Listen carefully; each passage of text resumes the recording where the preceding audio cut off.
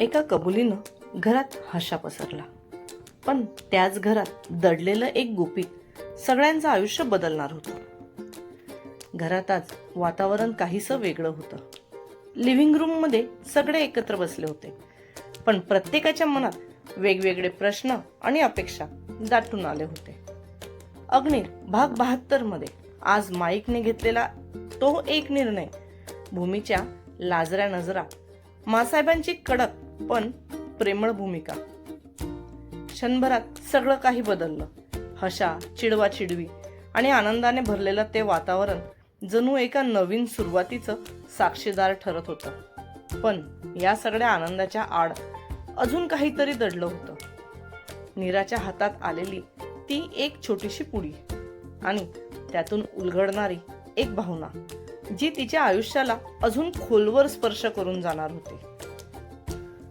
आजचा हा क्षण फक्त एका नात्याची सुरुवात नव्हती, तर काही न सांगितलेल्या भावनांना आणि येणाऱ्या वादळाला शांतपणे आमंत्रण देणारा होता. बोला, काय ठरवलं आहे मग तुम्ही? मासाहेबांचा थोडा कडक आवाज कानावर पडला. तसं माईकने त्याची खाली घातलेली मान वर उचलून त्यांच्याकडे पाहिलं. आज माईकला सर्वांशीच काहीतरी महत्वाचं बोलायचं होतं, म्हणून सर्व लिव्हिंग रूम मध्ये जमा झाले होते.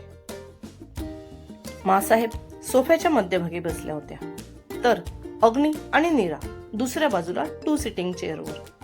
भुवन आणि भैरव मासाहेबांच्या मागच्या बाजूला उभे होते, तर भूमी थोडं लांबून डायनिंग टेबलच्या कोपऱ्यावरून या सगळ्यांचे बोलणे ऐकत होती. बबलू मात्र तिथे एका बाजूला चेअरवर बसला होता आणि त्याच्या मांडीवर कायरा बसली होती. बबलूची ट्रीटमेंट आता पूर्ण झाल्यामुळे तो एकदम ठीक झाला होता. त्याचं शिक्षण सुरू ठेवत अग्नीने त्याला त्याच्याच कंपनीमध्ये हळूहळू काम शिकवायला सुरुवात केली होती. I want to fresh start. Mike कसा तरी त्याचा मुद्दा पुढे करत म्हणाला, अग्नी, तुम्ही पाहून घ्या, यांना कुठे नवी कंपनी टाकायची आहे. जर तिकडे जयपूर किंवा दिल्लीकडे करायचं असेल तर तसं आम्हाला कळवा. मासाहेबांनी लगेच अग्नीला उत्तर दिलं. त्यावर अग्नीने चेहऱ्यावर स्माइल ठेवत त्याची मान होकारात हलवली. No no, I want to start a new life. त्याने लगेच त्याचे दोन्ही हात नकारात हलवत मासाहेबांना सांगितलं. ठीक आहे नीरा बिंदनी, आमच्या खोलीत कपाटातल्या ड्रॉवरमध्ये एक एन्व्हलप आहे, ते घेऊन या. त्यात काही मुलींचे फोटो आहेत, ते माईकला दाखवा. मासाहेबांचे बोलणे ऐकत नीराने एकदा भूमीकडे पाहिलं आणि ती तिची मान हलवत उठून उभी राहिली. No, we don't want to any girl. तो पुढे बोलतच होता की मासाहेब स्वतः उठून उभ्या राहिल्या आणि त्याला म्हणाल्या, हे बघा, तुम्ही आमच्यासाठी नेहमी अग्नीच्या बरोबर आहात, तर तुमची ही असली थेर आम्ही आमच्या घरात चालवून घेणार नाही. मासाहेबांनी असं म्हटल्यावर त्याने प्रश्नार्थक त्यांच्या तोंडाकडे पाहिलं. तुमच्या लंडनमध्ये 2 मुलांची लग्न होत असतील, पण आमच्याकडे तुम्हाला लग्नासाठी एक मुलगीच पाहावी लागेल. मासाहेबांनी असं म्हणताच मागे उभा असलेला भुवन फिसकन हसला. तसं तिथे उपस्थित सर्वांना हसू आलं. No, you misunderstand me. I am not one of them. त्याने मान खाली घालत तोंड पाडत स्पष्टीकरण दिलं. मग तसं नाही तर अजून कसं? आम्ही तुम्हाला लग्नासाठी किती वेळा म्हणून मुली दाखवल्या, पण तुम्हाला कोणतीच मुलगी पसंत पडत नाही, आणि आता तुम्ही तुमच्या आयुष्यात पुढे जाण्याच्या गोष्टी करत आहात. मग यावर आम्ही काय समजायचे? मासाहेबांनी त्याच्या खांद्यावरचा पदर थोडा खाली ओढला आणि त्या परत सोफ्यावर बसल्या. मासाहेब, मला असं वाटते की तुम्ही त्याचं बोलणं एकदा ऐकून घ्यावं. माईकचा उतरलेला चेहरा पाहून अग्नी त्याच्या मदतीला पुढे आला. तुम्ही तर काही बोलूच नका. तुमच्या लग्नासाठी सुद्धा आम्हाला काय काय करावं लागलं ते फक्त आम्हाला माहिती. आणि माईक, तुम्ही कधीपासून आमच्याशी बोलायला एवढा विचार करू लागले? मासाहेबांच्या आवाजात आता थोडं दुःख झळकलं. तसं माईक त्याच्या खुर्चीवरून उठला आणि तो मासाहेबांच्या समोर खाली बसत त्यांच्या गुडघ्यावर हात ठेवून म्हणाला, I have nothing to hide, but I want to do this with your permission. माईकने असं म्हणताच मासाहेबांनी सुद्धा त्याचा हात त्यांच्या केसावरून फिरवला. I love her and want to marry her, तो भूमीकडे इशारा करत म्हणाला. तसं मासाहेबांनी वळून तिच्याकडे पाहिलं. तिने सुद्धा लाजून तिची मान खाली घातली. आम्हाला नाही वाटत की जसं तुम्हाला ह्या मुलीशी लग्न करायचं आहे तसं या मुलीलाही करायचं असेल. नाही नाही मासाहेब, मला पण करायचे आहे. मासाहेब नकार देतात की काय असं वाटून भूमी पटकन पुढे येत म्हणाली. पण जसं तिच्याकडे फिरलेल्या सर्वांच्या नजरा तिने पाहिल्या तसं तिचे शब्द अडखडले आणि ती जागेवरच तोंड फिरवून उभी राहिली. त्या दोघांकडे बघत मासाहेब सुद्धा आता थोड्या हसल्या. तसा माईकच्या जीवात जीव आला. ते सगळं ठीक आहे, पण भूमीबद्दल निर्णय घेण्याचा अधिकार फक्त नीराला आहे. त्यामुळे यासाठी तुम्हाला त्यांचीच परवानगी लागेल. असं कसं? आम्ही पण तर आहोत. मासाहेबांचं बोलणं ऐकत बबलू लगेच मासाहेबांना म्हणाला.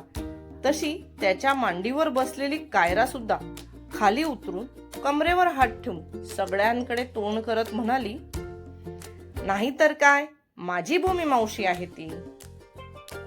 तसे आता सगळेच हसायला लागले. एक वेळ मी मासाहेबांना सांगू शकत होतो, पण कायराला? अग्नी त्याच्या खांद्यावर हळूच हात ठेवत म्हणाला आणि नीराला इशारा करत त्याच्या बेडरूमकडे निघून गेला. हो, बबलू आणि कायरा सोबत तुम्ही बोलून घ्या. तोपर्यंत मी सर्वांचं तोंड गोड करायला काहीतरी घेऊन येते. असं म्हणून नीरा किचनकडे निघून गेली. से व्हॉट यू थिंक? तसं माईकने सुद्धा आता दोघांसमोर उभं राहत विचारलं. माझं काही म्हणणं नाही, उलट मला तर तुमची चिंता वाटते. ही तुमच्या समोरच गरीब गाय बनून बसलेली असते, नाहीतर हिच्यासारखी रानमांजर कुठे शोधूनही सापडायची नाही. बबलूने असं म्हणताच माईकच्या चेहऱ्यावर स्माईल आली आणि त्याने त्याची मान थोडीशी खालीवर हलवली आणि भूमीकडे पाहिलं. तर ती कमरेवर हात ठेवून डोळे बारीक करून बबलूकडेच बघत होती. नंतर माईकने कायराला बोलण्याचा इशारा केला. मला ते टीव्हीत दाखवतात तसं आई आणि डॅडाच्या लग्नात काहीच करायला मिळालं नाही, तर जर काका तू मला ते सगळं करू देणार असशील तरच मी माझ्या भूमी मावशीचं सोबत तुझं लग्न करायला हो म्हणेल. कायराचं बोलणं ऐकून माईकने त्याची मान होकारात हलवली. तेवढ्यात नीरा सुद्धा मिठाई घेऊन आली आणि सर्वात पहिले मासाहेबांना देऊन तिने हळूहळू ती सर्वांना दिली. मासाहेबांनी भूमी आणि माईकला जवळ बोलवून दोघांच्या तोंडात मिठाईचा तुकडा घातला. तसे दोघेही त्यांच्या पायाजवळ वाकले. सुखी राहा, प्रगती करा. मासाहेबांनी आशीर्वाद देत दोघांच्याही डोक्यावर हात ठेवला. सर्व काही ठीक झालेलं बघून माईकने भूमीला थोडा वेळ बाहेर घेऊन जाण्याची परवानगी मासाहेबांजवळ मागितली. हे बघा, आज तर आम्ही परवानगी देतो आणि आजच आम्ही गुरुजींशी बोलून मुहूर्त पण काढून घेतो. पण एकदा का मुहूर्त निघाला की त्यानंतर मात्र भूमीला घरातून बाहेर निघण्याची परवानगी आम्ही देणार नाही. मासाहेबांचं बोलणं ऐकून माईक लगेच म्हणाला, let's wait a little for this wedding because Agni's schedule is very busy right now. त्यानं असं म्हणताच मासाहेबांनी त्याचा हात लगेच त्यांच्या कपाळाला लावला आणि त्याला म्हणाल्या, आता लग्नासाठी सुद्धा तुम्ही काय अग्नीचा वेळ बघणार का? ठीक आहे, जसं तुमच्या मनात असेल तसं, पण लग्न मात्र आम्ही मुंबईला आहोत त्याआधी झालं पाहिजे. मासाहेबांनी असं म्हटल्यावर माईकने त्याची मान होकारात हलवली आणि भूमीच्या हाताला धरून तिला घेऊन पटकन बाहेर निघून गेला. त्या दोघांना जाताना बघून नीराने पण एक स्वीटची वाटी तिच्या हातात उचलली आणि ती अग्नीसाठी बेडरूम मध्ये घेऊन गेली. तिने बेडरूम मध्ये येऊन आजूबाजूला पाहिले तर तिला तो कुठे दिसला नाही. पण बाथरूम मधून शॉवरचा आवाज येत असल्याने तिने स्माईल करत त्या दिशेला पाहिले आणि वाटी टेबलवर ठेवली. कपाट उघडून तिने त्याचे कपडे कॉटवर काढून ठेवले आणि कपाट लावण्यासाठी वळलीच होती की तिचं लक्ष तिथे कपाटात गुंढवून ठेवलेल्या एका पानाच्या पुडीकडे गेलं. तिने मोठ्या कुतूहलाने ती पुडी हातात घेतली आणि हळूच कपाट बंद केलं. त्या पुडीतून छान मंद सुगंध येत असल्याने तिने कॉटच्या एका बाजूला बसत ती हळूच तिच्या चेहऱ्याजवळ धरली. अरे, हा तर मोगऱ्याचा वास आहे. तिने लगेच भराभर त्यावर गुंढवलेला बारीक दोरा काढला आणि ती पुडी उघडली तर आपट्याच्या पानाच्या आतमध्ये पांढरा शुभ्र सुगंधी असा मोगरा हसत मुखाने तिच्याकडे बघत होता. त्याला पाहतच तिच्या चेहऱ्यावर आनंद पसरला. ती त्यामध्ये एवढी गुंग होती की अग्नी केव्हा मागून कॉटच्या दुसऱ्या बाजूने कॉटवर आला हे तिला कळलंच नाही. त्याने तिच्या पोटाजवळ त्याच्या हाताने विळखा घालत त्याच्या छातीवर ताणले आणि तो तसाच कॉटवर आडवा झाला. अहो, काय करताय, सोडा ना. तिच्या उंजळीतून कॉटवर पडलेल्या त्या गजऱ्याकडे पाहत ती म्हणाली, असं कसं? माझ्या कपाटातून तू माझी वस्तू काढली म्हटल्यावर तुला शिक्षा ती व्हायलाच हवी. त्याने तिच्या कानावर ओठ फिरवून त्याला अलगद दात लावले. साहेब, बाहेर. त्याने त्याचं काम जराही थांबवलं नव्हतं.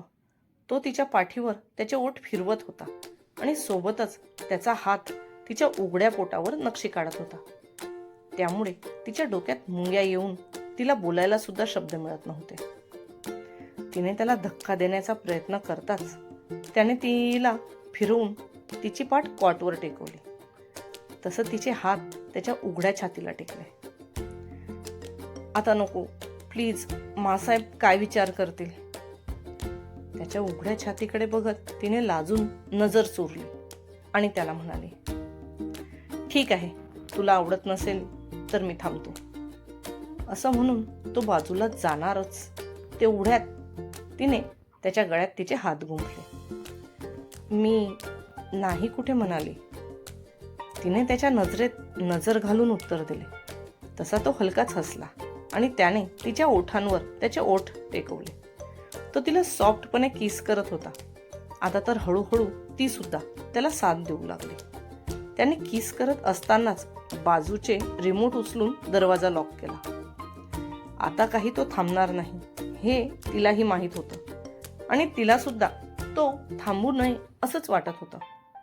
त्याचा स्पर्श तिला मनापासून आवडत होता आणि त्याची अर्धांगिनी होण्याचं भाग्य तिला मिळालं. याकरता ती देवाचे म्हणूनच आभार देखील मानत होती. त्याने सुरुवात तर सॉफ्ट किसने केली, पण हळूहळू त्याचा किस पॅशनेट होऊ लागला. त्याबरोबर त्याचे हातही तिच्या सर्वांगावर फिरू लागले. आज तर ती सुद्धा त्या चढाओढीत भाग घ्यायला जणू तयार झाली होती, कारण तिचेही नख त्याच्या पाठीवर ओरखडे काढत होते. तिच्या त्या प्रतिसादाने तो अजूनच उत्तेजित झाला आणि त्याने त्याचा वेग वाढवला. हळूहळू करत कपड्यांचे अडसर दूर झाले आणि दोन्ही प्रेमी त्या प्रणयाच्या खेळात रंगले. त्या खेळाचा साक्षीदार बनला तो मोगऱ्याचा गजरा, जो त्या कॉटवरून कधी खाली एका बाजूला पडला ते कोणालाच कळले नाही. तुम्ही असं नेहमी करता आणि मग ती भूमी मला दिवसभर चिडवते. फ्रेश झाल्यानंतर आरशासमोर बसून तिचा आवरत असताना नीराने तिच्या गळ्यावर असलेल्या खुणा बघून अग्नीला म्हटलं, मग सांगायचं थोडे दिवस थांब, तुझ्याकडे यापेक्षाही जास्त असतील. अग्नीने कपडे घालत हसतच तिला सांगितलं. तसं तिने त्याच्याकडे बघत पुन्हा तिचा आवरायला सुरुवात केली. आता कायरा सुद्धा प्रश्न विचारून भंडावून सोडेल की आत रूम मध्ये काय करत होती. तिचा प्रश्न ऐकून तो मोठ्याने हसला. तुम्ही हसू नका बरं, मी म्हणत होती ना नंतर. ती बोलतच होती तेवढ्यात त्याने तिच्याकडे तिच्या दोन्ही खांद्यावर मागून हात ठेवला आणि तिच्या कानाजवळ झुकून तिच्या कानात हळूवार म्हणाला, नंतरही आपण करणारच आहोत. आपण आता फक्त हे स्टार्टेड होतं. शी बाई. तिने दोन्ही हाताच्या ओंजळीत तिचा चेहरा लपवला. तेवढ्यात तिला तिच्या केसांवर काहीतरी हालचाल जाणवली. तिने आरशातून मागे बघितले तर अग्नी तिच्या केसात तोच गजरा माळत होता. आज येताना सिग्नलवर एक बाई विकत होती. तिच्या कडेवर एक लहान मूल बसलं होतं. मला या गजऱ्याकडे पाहून तुझी आठवण आली म्हणून घेऊन आलो. त्याने गजरा माळताना तिला सांगितलं. तसंच तिचे डोळे पाण्याने तुडुंब भरले.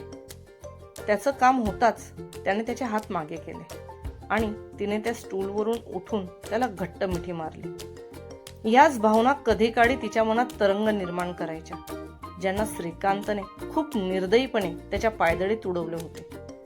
त्यानंतर आयुष्यात आपल्याला कधी सुख मिळू शकत नाही असे तिला वाटत असताना देवाने कायराच्या रूपाने एक देवदूत पाठवला आणि आज तिच्यामुळेच नीराची ओंजळ सुखाने भरून निघाली.